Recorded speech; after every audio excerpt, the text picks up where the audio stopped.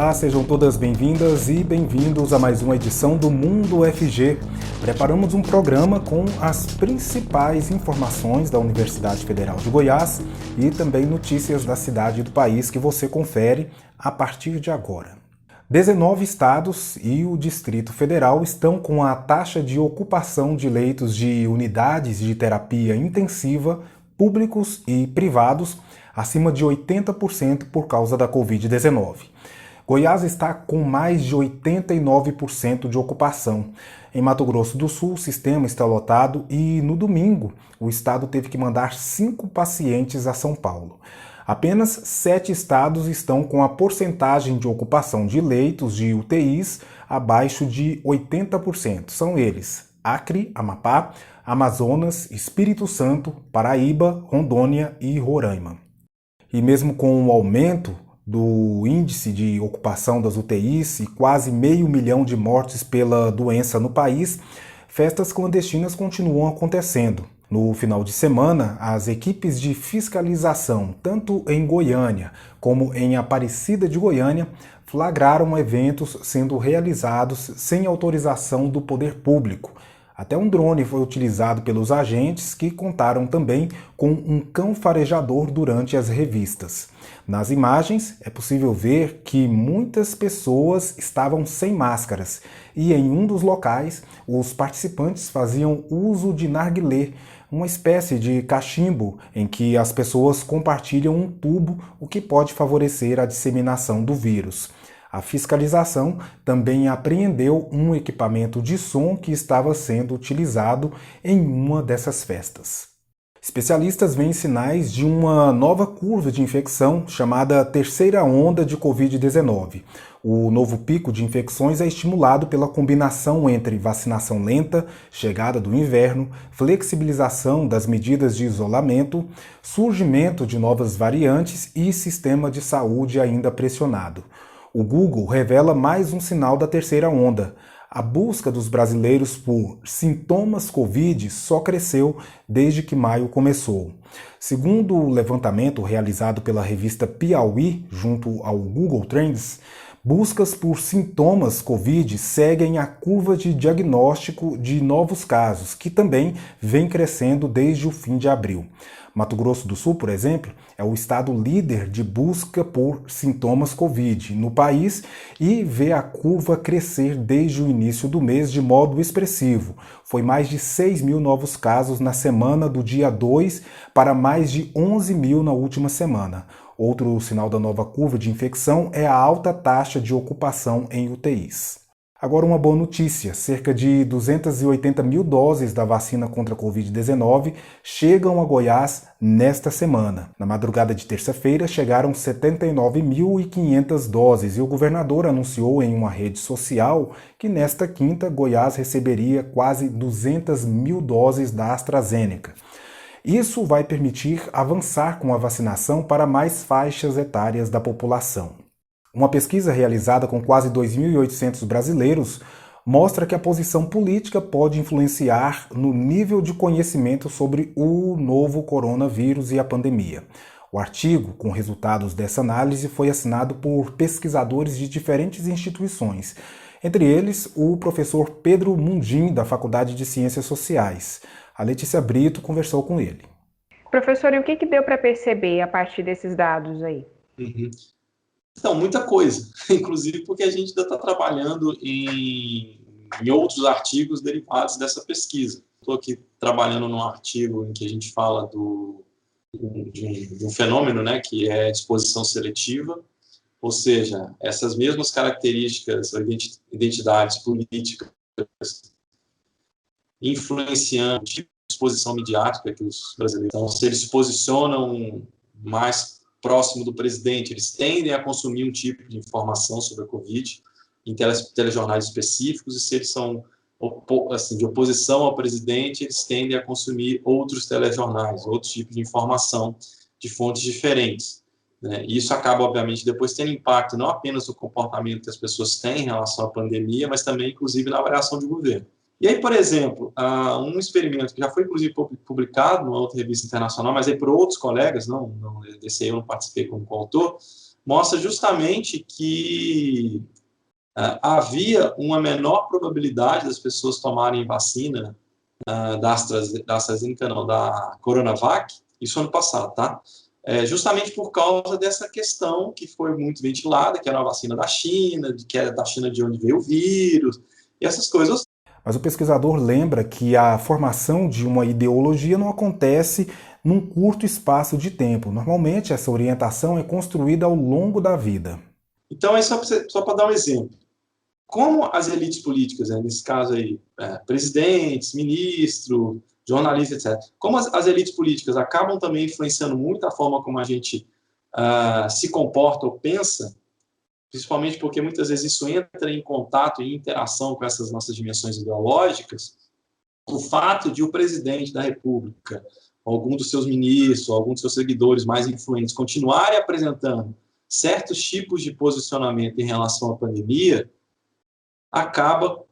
continua fazendo com que várias pessoas que se identificam ideologicamente com o ponto de vista político, com o presidente, ou enfim, a sua entourage, né, e compartilham, como diz, eles continuam acreditando que aquilo que as elites políticas com aquele tipo de posicionamento dizem é o que é o correto. Pessoas que têm mais inclinação a preferir o partido do presidente como seu preferido, né, e outras indicações de ideologia que a gente tem naquela pesquisa, vão continuar, provavelmente, tendo menos informação sobre a Covid, porque justamente o tipo de informação, o tipo de fala do presidente e as pessoas que o seguem acabam levando as pessoas, de fato, a ter mais contato com informações que não são verdadeiras, com fake news, etc. Provavelmente também vão ter comportamentos que a gente consideraria menos adequado num contexto de pandemia, ou seja, estariam mais propensos a se aglomerar, estariam mais propensos a não usar máscara, estariam mais propensos a acreditar em tratamentos ineficazes. Os pesquisadores chegaram a essas informações a partir do cruzamento de diferentes dados coletados na pesquisa.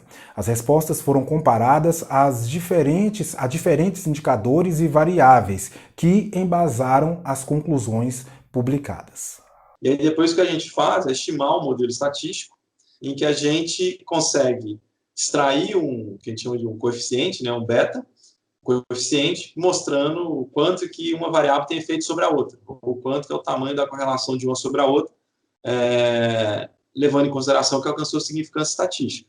Como essa variável de avaliação do governo é uma variável categórica de cinco categorias, né, ruim, péssimo, regular, bom e ótimo, a gente depois consegue fazer simulações estimando o tamanho do efeito que cada uma dessas categorias teria sobre aquela variável que a gente está avaliando. Como é que a gente chegou nessa variável de informação? A gente fez um bloco de perguntas de VOF, se não me engano, com 17 perguntas que os entrevistados iam respondendo sobre a Covid, de um modo geral. E como é que a gente chegou a elaborar esse questionário? A gente buscou informação em estudos, na internet, inclusive a gente inseriu certas perguntas, que era justamente para ver se a pessoa estava, de um certo modo, assim, olha, uma pergunta que a gente sabe que é mentirosa, que é falsa, a gente colocou lá, porque a gente queria, inclusive, ver essa dimensão, né? Então, daí você cria um índice, que tem um valor, nesse caso, de 0 a 17, tá? E aí depois a gente estima, através de um modelo estatístico, né, o efeito de outras variáveis que a gente tem interesse sobre esse índice. O governo federal anunciou que o auxílio emergencial será prorrogado por 2 ou 3 meses. Na última terça-feira, o ministro da Economia, Paulo Guedes, confirmou que o auxílio será estendido com a intenção de ganhar tempo para aumentar a taxa de vacinação no Brasil contra a Covid-19. Vamos acompanhar e trazer mais detalhes sobre esse assunto em breve. Ainda falando em economia, a alimentação está cada vez mais cara. Pelo 12º mês consecutivo, os preços globais dos alimentos subiram em maio. Só no último mês o aumento foi de 40% na comparação anual. A sequência de altas fez com que o patamar de preços esteja no nível mais alto em uma década. O aumento preocupa países do mundo todo, sobretudo os mais vulneráveis e fortemente impactados economicamente pela pandemia. Mudando um pouco de assunto, o Conselho Municipal de Saúde emitiu uma nota e se posicionou contra a realização da Copa América em Goiânia. O documento, assinado pela presidenta do Conselho, Celidalva Souza, diz que a decisão de sediar os Jogos confronta todo o conhecimento científico que vem sendo produzido sobre a Covid-19. A nota ainda reitera um aumento do número de casos e mortes por causa da Covid-19 no estado de Goiás e também na capital. Vamos para um rápido intervalo e voltamos em instantes.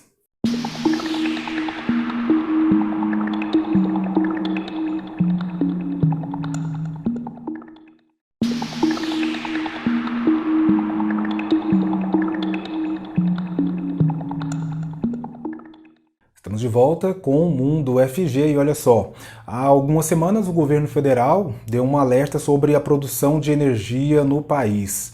Com o pouco volume de chuvas na última estação e o baixo nível dos reservatórios das hidrelétricas, a produção de eletricidade pode ficar comprometida. Para especialistas, essa situação não pode ser considerada uma surpresa. Embora a gente lide com a variabilidade climática, né, o clima de vez em quando prega umas peças na gente, mas a gente sabe o período que vai chover, a gente sabe o período que tem que esperar a estiagem. Ano que tem, por exemplo, El Niño e Laninha, né, que daí altera, umas regiões vão chover mais, outras menos. Então a gente já consegue saber um pouco do que vai acontecer, né, fazer o prognóstico da estação que vem. E o prognóstico, a partir das notas técnicas do Instituto Nacional de Meteorologia e também do Centro de Previsão de Tempo e Estudos Climáticos, é de que o período de seca deve ficar acima da média. A gente tem sim um prognóstico de chuvas abaixo da média, né? E acho que é bom lembrar também que um pouco disso que a gente, né, desse alerta, vem de que também o verão não teve chuvas dentro do esperado. Embora em fevereiro, por exemplo, no DF tenha se registrado aí o fevereiro mais chuvoso dos últimos anos, mas no cômputo da estação toda, a gente teve chuvas abaixo da média, um pouco relacionada aí à ocorrência do Laninha. O El Niño, ele é um fenômeno que está relacionado ao aumento da temperatura, né, ao aquecimento das águas do Oceano Pacífico. E o Laninha está relacionado ao oposto, né, ao resfriamento. E aí, quando a gente tem alteração da temperatura da superfície do mar, esse é um parâmetro que a gente estuda no clima, a gente vai ter uma inversão, uma mudança da circulação atmosférica. Então, em alguns lugares vai chover mais, em outros lugares vai chover menos. Esse fantasma do apagão já ronda o Brasil desde o início dos anos 2000. Mas um professor da escola de engenharia acredita que não vai faltar energia elétrica, só que teremos que pagar mais por ela. Eu queria acalmar um pouco as pessoas e dizer, não vai faltar energia, tá? Por quê? Porque o Brasil tem geração suficiente para cobrir a demanda. Geração fóssil, principalmente usinas a gás e usinas a carvão, que vão suprir. O que vai acontecer é que a gente vai pagar mais caro pela energia. A energia hidrelétrica é uma energia mais barata, quando você despachar e enviar, né, ou ativar uma energia mais cara, como é o gás natural, você passa a usar uma bandeira tarifária mais cara. Ele também contou que o Brasil precisa melhorar as linhas de transmissão para que a energia produzida chegue onde precisa. E lembra que a falta de água não afeta apenas a geração de energia elétrica, mas compromete também o fornecimento de água nos centros urbanos e a irrigação de lavouras e plantações. A falta de água nos reservatórios não é causada apenas pela estiagem, mas também pela má gestão do uso dos solos nos centros urbanos e nas zonas rurais. É muito importante dizer que o recurso hídrico ele não é apenas para geração de energia elétrica. É feito aquilo que a gente chama de uso compartilhado do recurso hídrico, que é o uso. No Brasil é muito frequente o uso para geração de energia elétrica, mas também para abastecimento dos centros urbanos e na agricultura, por exemplo, para irrigação. Para não depender apenas dos recursos hídricos, outras fontes de energia são utilizadas no país. As usinas termoelétricas, por exemplo, produzem eletricidade a partir da queima do gás natural, diesel e carvão. São fontes não renováveis e poluentes. Contudo, cerca de 10% da nossa matriz energética é composta por alternativas mais sustentáveis. E nós temos fontes renováveis e limpas, né? Como energia solar, né? Solar fotovoltaica, solar térmica, por exemplo, substituição de chuveiros, né, por aquecedores solares.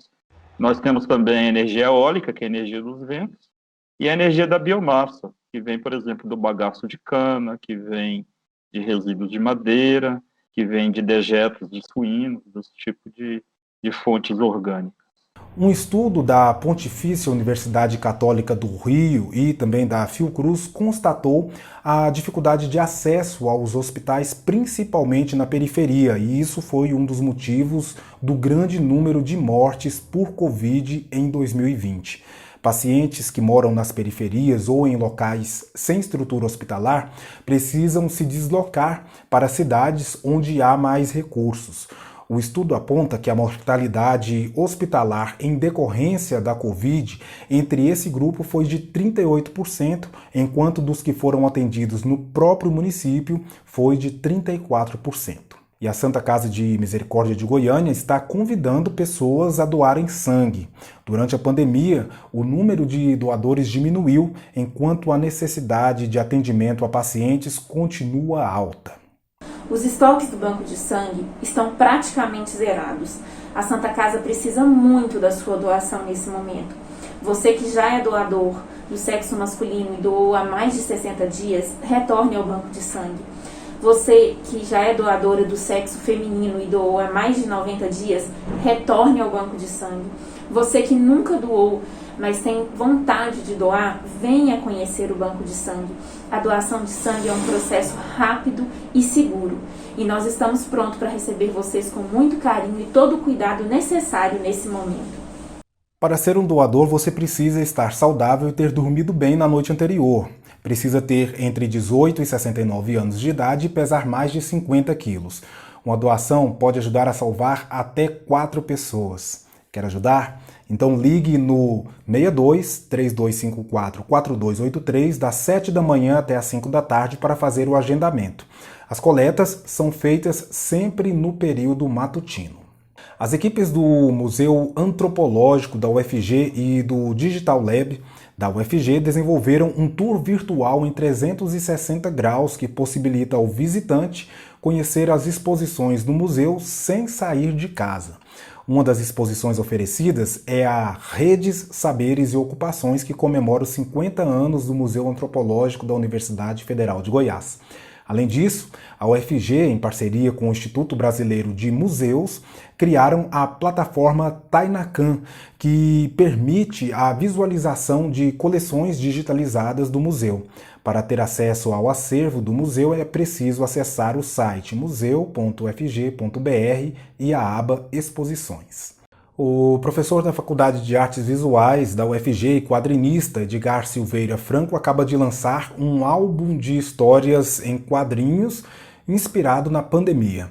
A HQ Renova Seno apresenta 13 histórias em quadrinho curtas do Cyberpagé, o nome artístico do professor, né? As histórias curtas tratam sobre processos tecnológicos, modificações genéticas e debatem sobre as relações digitais e o relacionamento do homem e as inteligências artificiais. Vamos para mais um rápido intervalo e voltamos em instantes.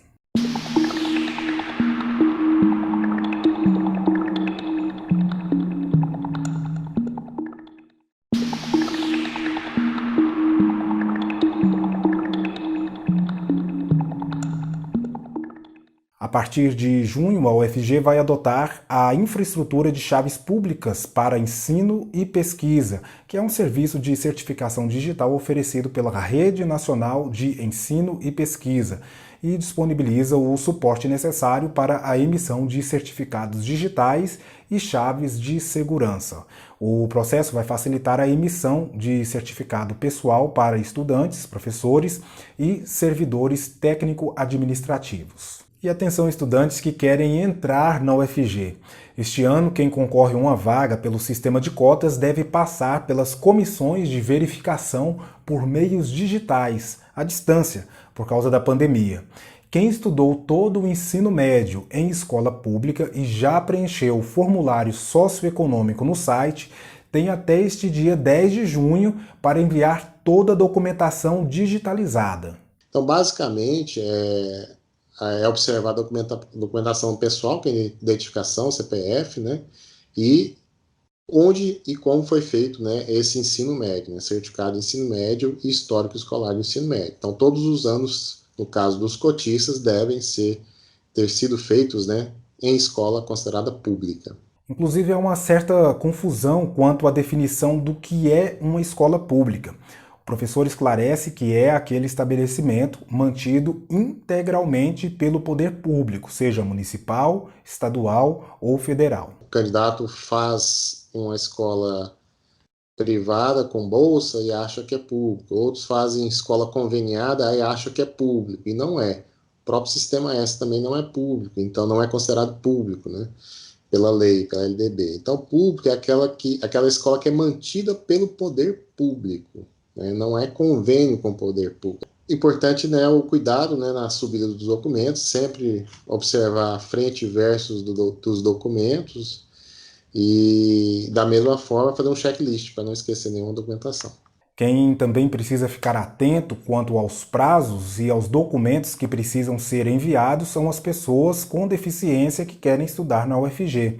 Além de comprovarem que estudaram todo o ensino médio em escola pública, é necessário enviar um laudo padrão assinado pelo médico. É importante o candidato ficar atento ao site do SISU, da UFG, que lá nós temos um documento que é o laudo médico. Esse laudo médico, ele tem os tipos de deficiência lá que o candidato deve levar para o seu médico, e o médico vai assinalar o tipo de deficiência dessa pessoa, e ele deve carimbar e assinar em todas as folhas do laudo médico. Então, não é um laudo comum que o candidato solicita para o médico. Não, ele deve imprimir esse laudo e levar para o seu médico para que ele preencha o laudo modelo da UFG. Depois disso, é necessário enviar pelo site o laudo e todos os outros documentos em um único arquivo no formato PDF. O envio deve ser feito até o dia 11, antes das 5 da tarde. O processo seletivo leva em consideração a legislação brasileira para considerar ou não a condição de deficiência da pessoa. A Lei Brasileira de Inclusão, né, define quem são as pessoas com deficiência, são aquelas que apresentam um impedimento físico, auditivo, visual, intelectual, múltiplo, ou apresenta transtorno do espectro autista a um longo prazo. Então, é uma pessoa que apresenta uma barreira e um impedimento dessa natureza por um longo período. O candidato precisa agendar a entrevista com a equipe multiprofissional que será realizada entre os dias 15 e 18 de junho. Depois, no horário marcado, terá de acessar um link no site e entrar em uma sala de espera para depois ser encaminhado para a conversa com a equipe. Isso pode ser feito pelo celular, computador ou qualquer dispositivo com câmera. Essa entrevista ela tem o objetivo de saber, né, a universidade ter o conhecimento e a comissão de quanto tempo essa pessoa convive com a deficiência, quais foram os impedimentos, as dificuldades e barreiras que eles enfrentaram durante a vida acadêmica, se eles necessitarão ou não de algum apoio durante o período, caso ele venha a ser matriculado na UFG. Essa comissão, então, ela tem autonomia, né, de solicitar que esse candidato, caso necessário, não seja possível, por meio da tela, né, verificar essa deficiência, ela tem autonomia de solicitar uma avaliação presencial. É claro que essa avaliação presencial será com todos os cuidados necessários, caso isso venha a acontecer, né? Todo o processo seletivo online é novo e a UFG está preparada para realizá-lo, mantendo a segurança sanitária e atendendo aos requisitos legais. É importante também que o candidato se planeje e esteja preparado para que a entrevista aconteça sem contratempos. É importante que o candidato, né, no momento da entrevista, realmente ele entre na sala, né, para que seja recebido e seja dadas as orientações, que ele esteja num lugar, se possível, tranquilo, né, que é para fazer a entrevista, para facilitar o entendimento, né, dele diante da comissão, e que ele fique com os documentos em mãos no momento da entrevista, né, online também, caso seja necessário. Nesse momento é importante que eles peçam a vizinhos, a instituições, a parentes e assim por diante, caso não estão conseguindo fazer esse acesso e postar essa documentação. O curso de Design de Modas da Faculdade de Artes Visuais da UFG está realizando a segunda edição do UFG Fashion Business.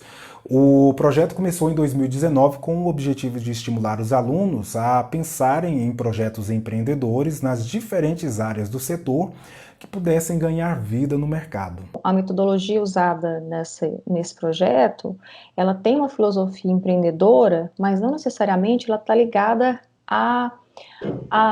as questões empresariais, porque nem todo mundo tem um perfil de ter a sua própria marca.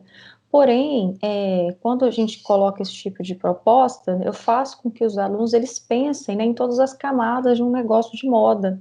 E por essa experiência, eles podem escolher em que momento que eles preferem atuar, em que momento que eles têm melhores habilidades, né, seja da criação, seja da parte, né, de pensar as estratégias do negócio, de fazer uma pesquisa de demanda. Lorena reforça que não há expectativa de que os alunos terminem a graduação com um plano de negócios.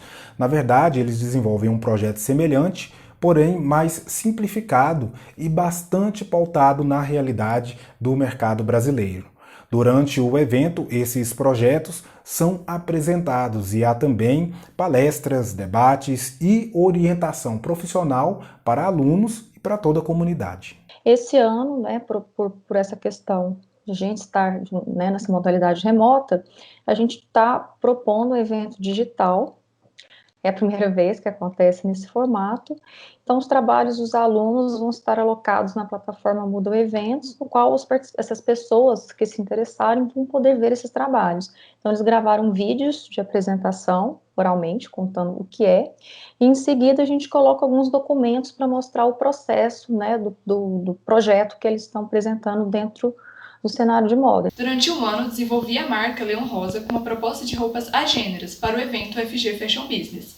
Também desenvolvi uma coleção com 10 looks que apresentam roupas bastante amplas, confortáveis, com muita fluidez e transparência. O UFG Fashion Business tem parceria com o Centro de Empreendedorismo da UFG e também com o Sebrae. Isso abre a possibilidade de que alguns desses projetos façam parte da incubadora de empresas ou de qualquer outra startup. A gente também fez parceria com o Saudavelmente, desde o primeiro momento também, porque tem um momento em que a psicóloga parceira, que é a Nívia Mesquita, ela entra para dar um apoio de trabalho psicológico mesmo com a turma, para eles entenderem nessa construção desse sujeito que vai se formar como profissional, né, das responsabilidades que ele vai ter. Para acompanhar a programação, você pode acessar o site publica.ciar.fg.br e procurar pela segunda edição do projeto. Também pode acompanhar algumas mesas no canal da FAV no YouTube. Ainda na FAV, a professora Fernanda Cunha lançou conteúdo na internet sobre aulas autorais online. O projeto surgiu a partir da necessidade de se transformar o ensino presencial em remoto por conta da pandemia. Segundo a professora, os vídeos são um convite à reflexão sobre o modelo de aulas online e as formas de aprendizagem. O conteúdo pode ser acessado no canal Fernanda Cunha, no YouTube, ou no site portal interneteduca.com. Em 2019, a Universidade Federal de Goiás iniciou um projeto de extensão que tinha como objetivo inicial neutralizar as emissões de carbono produzidos nas atividades diárias da instituição. A ideia foi tão bem aceita que extrapolou os limites da UFG e hoje pode ser considerado um dos maiores projetos de extensão do Brasil. Estou falando do Virada Ambiental. Durante a mobilização para essa ação dentro da UFG, pensamos também em envolver algumas prefeituras, para que isso também fosse feito em algumas prefeituras. Com isso, a gente começou a buscar algumas parcerias. E, para nossa surpresa, um projeto que começou no próprio ano de 2019 e dentro da UFG, terminou com um plantio em 140 municípios goianos em 2019. Então, ele tomou uma dimensão muito grande. Já em 2020, essa ação foi ampliada para 197 municípios goianos e 7 outros estados no país. Neste ano, o projeto será lançado no dia 18 de junho. A expectativa é de conseguir levar o projeto a todas as cidades de Goiás e pelo menos uma cidade de cada estado do Brasil. Para isso é necessário que o município faça adesão ao projeto pelo e-mail emiliano@ufg.br. Também haverá cursos de capacitação que serão oferecidos pela UFG aos secretários municipais de meio ambiente. Então, a partir desse ano, a gente vai começar, junto com a Confederação Nacional dos Municípios, uma agenda de capacitação dos secretários municipais do meio ambiente. A primeira capacitação vai ser no mês de agosto, com um curso a partir do Sistema Nacional de Meio Ambiente. No dia 22 de setembro, início do período chuvoso, é realizado o plantio das árvores. Nesta mesma data, em Goiás, é comemorado o Dia da Consciência Ambiental, criado pela Lei 20.552. É uma mobilização entre diversos órgãos e que se espera um momento adequado de plantio, não só de índice pluviométrico, como também a questão da umidade do solo, em que a gente tem um efeito muito grande na permanência dessas mudas, na efetividade do plantio dessas mudas. Algumas ações já estão programadas para a capital, em parceria com a Secretaria do Meio Ambiente. O plantio vai ocorrer no viveiro da UFG e também em alguns locais às margens do Rio Meia Ponte. O grande resultado, Marcelo, dessas ações é a mobilização para um bem comum.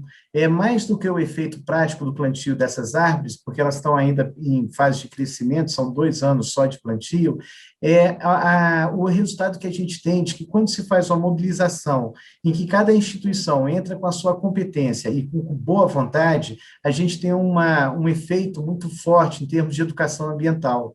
E a questão ambiental, ela depende muito da questão educacional. Só se muda a questão ambiental se mudar a atitude das pessoas. Então, um grande propósito desse projeto, efetivamente, é melhorar a conscientização ambiental da comunidade como um todo. Quando se fala em meio ambiente, a gente relaciona muito a questão de fauna e flora, e esquece muitas vezes da nossa atitude diária, no nosso dia a dia, em relação a transporte, mobilidade urbana, a lixo gerado em nosso domicílio, ou nas nossas empresas e atividades econômicas, e não há desconectividade nisso. A questão ambiental é uma só. O planeta em que a gente vive é o único. Para acompanhar o projeto e ter mais informações, você pode seguir o perfil do projeto Virada Ambiental no Instagram ou no site da Associação Goiana dos Municípios, Federação Goiana dos Municípios e Confederação Nacional dos Municípios. Nós estamos chegando ao fim deste programa, mas antes eu tenho um recado antes de encerrar. Neste momento de pandemia, muitas famílias estão precisando de ajuda. E se você puder, faça parte da campanha Vacina, Arte e Solidariedade. Colabore com qualquer quantia fazendo um Pix para frentesolidaria@rtve.org.br. Muito obrigado pela sua companhia nesta tarde. Lembrando que amanhã tem mais Mundo UFG a partir das 4 horas. Você pode participar das nossas edições ao vivo toda segunda, quarta e sexta, sempre a partir das 4 da tarde. Participe também das enquetes no Instagram e acesse o nosso site para conferir vários outros conteúdos. Tchau, tchau.